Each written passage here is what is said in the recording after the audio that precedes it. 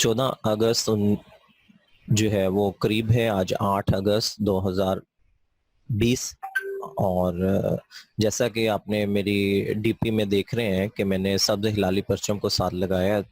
اس کے ساتھ ساتھ جو ہے وہ 2-3 گملے بھی جو ہے وہ تیار کیے ہیں میں نے پودوں کے، اور امید کرتا ہوں کہ آپ بھی اس کاوش کو، اس روش کو جو ہے وہ جاری رکھے ہوئے ہوں گے، جیسا کہ آپ کو جو ہے وہ پچھلے سال بھی یہ تربیت دی گئی تھی۔ تو اس دفعہ بھی آپ نے جو ہے شجرکاری کے اندر جو ہے بھرپور حصہ لیا ہوگا۔ کم از کم جو ہے وہ اپنے گھر کے اندر جو ہے وہ جو گملے آپ نے تیار کیے ہوئے ہیں ان کی حفاظت کیجیے گا، اور اس ملک کو سرسبز و شاداب بنائیے تاکہ آنے والی نسلیں جو ہے وہ بڑے آرام سے اس میں سانس لے سکیں۔ تو آئیے روٹین کے لیکچر کی طرف بڑھتے ہیں۔ آج ہمارا جو لیکچر ہوگا وہ حصہ غزلیات پر مشتمل ہے، اور یہ شامل نصاب غزل نمبر 4 ہوگی، جو کہ شاعر ہیں جیسا کہ آپ کو سامنے نظر آ رہا ہے، بہادر شاہ ظفر۔ غزل نمبر 4، لیکچر نمبر 1، اور شاعر ہیں بہادر شاہ ظفر۔ سب سے پہلے انہی کا تعارف جو ہے وہ کیے دیتے ہیں۔ آپ 1775 میں پیدا ہوئے، 1869 میں وفات پائی۔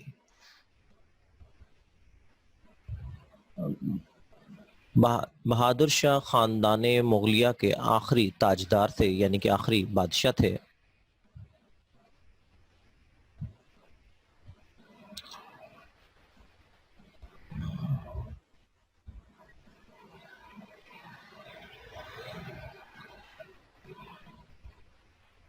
جب انہوں نے بادشاہت سنبھالی تو اس وقت مغلیہ اقتدار اپنی آخری سانسیں لے رہا تھا۔ شاہی خاندان کا فرد ہونے کے ساتھ ساتھ انہوں نے شاعرانہ طبیعت بھی پائی تھی۔ شاعری میں شاہ نصیر، ذوق اور غالب سے اصلاح لی۔ 1857 کی جنگ آزادی میں اقتدار ان سے چھن گیا، ان کے بیٹوں کو قتل کیا گیا، اور انہیں انگریزوں نے جلا وطن کر کے رنگون، جس کا موجودہ نام ہے ینگون، برما میں نظر بند کر دیا، جہاں انہوں نے زندگی کے آخری سال انتہائی قسم پرسی میں بسر کیے۔ رنگون ہی میں انتقال کیا اور وہیں دفن ہوئے۔ بہادر شاہ ظفر کے کلیات میں 30,000 سے زائد شعر ہیں، انڈرلائن کیجئے گا 30,000۔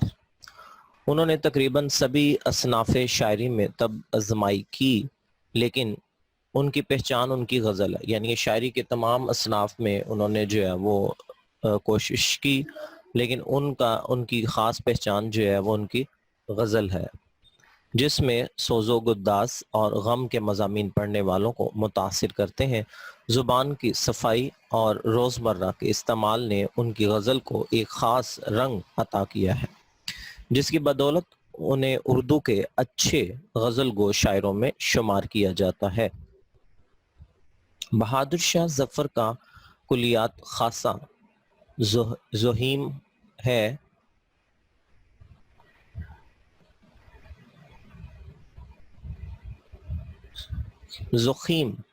بہادر شاہ ظفر کا کلیات خاصہ ضخیم ہے، جو 4 دوائن پر مشتمل ہے، یعنی کہ بہادر شاہ ظفر کی جو شاعری ہے، جو کلیات ہیں، جو کتابیں ہیں، وہ خاصی جو ہے وہ بڑی ہیں، جو کہ 4 دوائن پر مشتمل ہے، 4 جلدوں پر مشتمل ہے۔ دیوان کی جمع بھی دیوائن ہے، ٹھیک ہے جی۔ کلیات ظفر میں اردو زبان کے علاوہ نہ صرف اردو میں شاعری کی انہوں نے، بلکہ پنجابی اور بھی زبان کے اثرات کے حامل اشعار بھی ملتے ہیں، یعنی کہ اس زبان کے اثرات بھی جو ہے یہ وہاں کی پنجابی زبان، آپ کو پتہ ہے صوبہ پنجاب میں، اور نہ صرف شمالی پنجاب بلکہ مغربی پنجاب جہاں پہ ہم رہتے ہیں، یہاں پر بھی جو ہے وہ یہی بولی جاتی ہے، اور اس کے علاوہ جو ہے وہ اور بھی یہ بھی علاقائی زبانوں میں شمار ہوتی ہے۔ جی جناب، تو صنف سخن غزل شاعر بہادر شاہ ظفر، اور بڑا ہی مشہور شعر، لگتا نہیں ہے دل میرا اجڑے دیار میں۔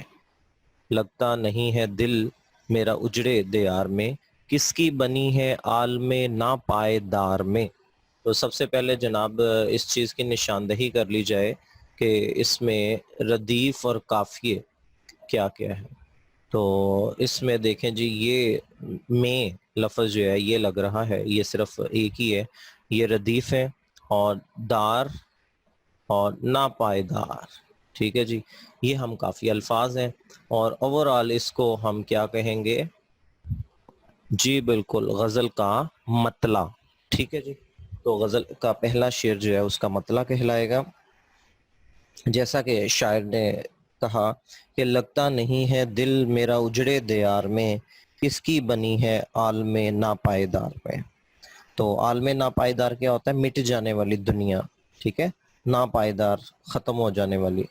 تو اجڑا دیار، ویران بستی کو کہا یہاں پہ۔ تو اس شعر کا مفہوم کچھ یوں بنے گا کہ شاعر کا دل ویران اور سنسان اور اجڑے ہوئے ملک میں نہیں لگتا، افسوس یہ فانی دنیا کسی کی نہ بن سکی۔ تو تشریح طلب اس شعر میں شاعر بہادر شاہ ظفر جو ہیں وہ اپنے دل کی اندرونی کیفیت کو بیان کرتے ہیں کہ اب ان کا دل اس اجڑے ہوئے ملک میں نہیں لگتا۔ بہادر شاہ خاندان مغلیہ کے آخری تاجدار تھے۔ جب انہوں نے بادشاہت سنبھالی تو اس وقت مغلیہ اقدار اپنی آخری سانسیں لے رہا تھا۔ 1857 کی جنگ آزادی میں اقتدار ان سے چھن گیا، ان کے بیٹوں کو قتل کیا گیا اور انہیں انگریزوں نے جلا وطن کر کے برما کے شہر رنگون میں قید کر دیا، بے پناہ تکلیفیں دیں۔ یہی وجہ ہے کہ شاعر کی دلی کیفیت ایسی ہے کہ اس کا دل اب اس دنیا میں نہیں لگتا۔ اس دنیا میں جو بھی آیا ہے اسے واپس جانا ہے۔ اس دنیا میں بڑے بڑے لوگ آئے مگر انہیں لوٹنا ہی پڑا۔ اسی اعتبار سے ایک شاعر نے کیا خوب کہا کہ آفاق کی منزل سے گیا کون سلامت، آفاق کی منزل سے گیا کون سلامت، اسباب لٹا راہ میں یہاں ہر سفری کا، کہ جو بھی اس دنیا میں آیا ہے اس نے جانا ضرور ہے، اور جو بھی سامان یہاں پہ اکٹھا کیا ہے وہ ختم بھی ہوگا۔ یہ دنیا عارضی ہے اور یہ زندگی کی حقیقت ہے کہ جو اس دنیا میں آیا اسے لوٹ کر واپس جانا ہے، اور کوئی ایسا شخص نہیں ہے جو ہمیشہ یہاں رہنے آیا ہو۔ اسی طرح آپ نے وہ ایک سبق پڑھا تھا شاعروں کے لطیفے، تو اس کے اندر بھی ایک شعر اسی طرح سے ہی جو ہے وہ کہا گیا تھا، جس کے اندر جو ہے وہ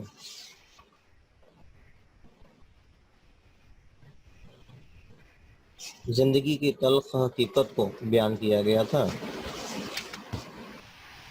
جس میں آپ کو یاد ہوگا کہ اپنی خوشی سے آئے نہ اپنی خوشی چلے۔ یاد آیا آپ کو؟ جی جناب، وہی محمد ابراہیم ذوق کا یہ شعر کہ لائی حیات آئے قضا لے چلی چلے، اپنی خوشی سے آئے نہ اپنی خوشی چلے۔ تو یہ شعر بھی جو ہے اس میں ایڈ کیا جا سکتا ہے۔ جی اب ہم شعر نمبر 2 کی طرف جو ہے وہ بڑھتے ہیں، اور یہ آج کا ہمارا دوسرا شعر۔ عمر دراز مانگ کے لائے تھے 4 دن، عمر دراز مانگ کے لائے تھے 4 دن، 2 آرزو میں کٹ گئے 2 انتظار میں۔ تو جناب زندگی بہت مختصر سی ہے، آدھی زندگی جو ہے آرزویں کرتے ہوئے یعنی خواہشات کو جنم دیتے ہوئے، اور باقی ان خواہشات کو پورا کرنے ہونے کے انتظار میں گزر جاتی ہیں۔ یہ شعر کا مفہوم بھی جو ہے یہی بنے گا۔ تو تشریح طلب اس شعر میں شاعر نے مختصر زندگی کو عمر دراز سے تشبیہ دے کر اس بات کو نمایاں کیا ہے کہ اس معمولی سے عرصے میں انسان کیا کر سکتا ہے۔ آرزوؤں کے برعکس مصیبتوں اور دکھوں کو دیکھا جائے تو انسان مختصر سی زندگی سوچ بچار میں ہی گزار دیتا ہے۔ اسی طرح اشارہ کرتے ہوئے شاعر کہتا ہے کہ ہم نے اللہ تعالیٰ سے 4 دن کی عمر مانگی تھی جو بہت ہی مختصر زندگی ہوتی ہے۔ ایک اور اینٹ گر گئی دیوار عمر کی، ہر روز مجھ سے یہ ڈوبتا سورج کہا کرے۔ آرزویں اور امنگیں بہت ہوتی ہیں، ساری زندگی گزر جاتی ہے لیکن آرزویں پوری نہیں ہوتی۔ ہم اس دنیا میں جس طرح خالی ہاتھ آئے تھے اسی طرح خالی ہاتھ چلے جائیں گے۔ مختصر یہ کہ دنیا میں کسی کی بھی سب تمنائیں اور آرزویں پوری نہیں ہوتی۔ گویا انسان کی زندگی اس مصرے کی تصدیق کرتی ہے کہ یہاں کسی کو بھی حسب آرزو نہ ملا۔ تو جناب جس کو اس کا دوسرا مصرع آتا ہو کمنٹس باکس میں جو ہے وہ لکھیے گا۔ مصرع دوبارہ بول دیتا ہوں کہ یہاں کسی کو بھی حسب آرزو نہ ملا۔ جی تو آج ہم چونکہ 3 اشعار ہم نے پڑھنے تھے اس لیکچر کے اندر، تو آج کا ہمارا تیسرا اور آخری شعر۔ بلبل کو باغباں سے نہ صیاد سے گلا، بلبل کو باغباں سے نہ صیاد سے گلا، قسمت میں قید لکھی تھی فصل بہار میں۔ جی صیاد کسے کہتے ہیں؟ شکاری کو۔ بلبل کو باغباں سے نہ صیاد سے گلا، قسمت میں قید لکھی تھی فصل بہار میں۔ تو اس شعر کی تشریح جو ہے وہ ہم کرتے ہیں۔ تو شاعر کہتے ہیں کہ پہلے مفہوم کو سمجھیے گا کہ مجھے اپنے دوستوں اور دشمنوں سے کوئی گلہ نہیں، کیونکہ شاہانہ زندگی میں زوال تو میرے مقدر میں لکھا تھا۔ جیسے ہی اصل میں اس کے پیچھے بات یہ تھی کہ بہادر شاہ ظفر جو آخری بادشاہ کہلائے مغلیہ دور کے، تو جیسے ہی ان کو بادشاہت ملی، ملکی حالات جو ہے وہ بہت ہی جو ہے وہ انگریزوں کے ہاتھ میں جانا شروع ہو گئے اور خراب ہونا شروع ہو گئے۔ تو شاعر کہتے ہیں کہ اس شعر میں کہ بہادر شاہ ظفر اپنی بے بسی کا ذکر کرتے ہیں اصل میں، اور اب انہیں کسی سے کوئی شکوہ نہیں ہے۔ بہادر شاہ ظفر خاندان مغلیہ کے آخری تاجدار تھے، تو جب انہوں نے بادشاہت سنبھالی تو اس وقت مغلیہ اقدار اپنی آخری سانسیں لے رہا تھا۔ 1857 کی جنگ آزادی میں اقدار ان سے چھن گیا، ان کے بیٹوں کو قتل کیا گیا اور انہیں انگریزوں نے جلا وطن کر کے برما کے شہر رنگون میں قید کر کے بے پناہ تکلیفیں دیں۔ بقول شاعر کہ جو لکھی قسمت میں ذلت ہو سو ہو، جو لکھی قسمت میں ذلت ہو سو ہو، خطے پیشانی کوئی کیوں کر مٹائے۔ تو یہی وجہ تھی کہ بہادر شاہ ظفر اپنی بے بسی، لاچاری، جلا وطنی اور صحبت خانے کو اپنے مقدر کا لکھا سمجھ کر قبول کر لیتے ہیں۔ شاعر کو پابند سلاسل ہونے میں کوئی تردد نہیں، نہ مسلمان خود غرضیوں سے گلہ ہے اور نہ ہی سنگ دل انگریزوں سے کوئی شکایت ہے۔ یہاں پہ اس شعر پہ اگر آپ غور کریں تو بلبل کو باغباں سے نہ صیاد سے گلا، کہ نہ ہی جو ہے وہ بلبل سے، نہ ہی جو ہے مالی سے اور نہ ہی شکاری سے۔ تو جنہوں نے عیاری اور مکاری سے ان کے ملک پر قبضہ کر لیا، ان کا خیال ہے کہ قسمت کا لکھا کبھی ٹلا نہیں کرتا، اور اس لیے کسی کو برا بلا نہیں کہا جا سکتا۔ جناب یہ تھا آج کا ہمارا لیکچر، جس میں ہم نے شاعر بہادر شاہ ظفر کا تعارف اور پہلے 3 اشعار کی جو ہے وہ تشریح میں نے آپ کو کروائی ہے۔ تو آپ نے کیا کرنا ہے، اس میں سے ہوم ورک جو ہے وہ شعر نمبر جو 2 ہے، اس کی آپ نے جو ہے وہ تشریح اپنی کاپیوں پہ خوش خط جو ہے وہ لکھنی ہے۔ ٹھیک ہے جی، اس شعر کی جو ہے وہ تشریح آپ نے خوش خط اپنی کاپیوں پر لکھنی ہے۔ اس کے ساتھ ہی مجھے محمد امین کو اجازت دیں، انشاءاللہ کل آپ سے اگلے لیکچر میں پھر سے ملاقات ہوگی۔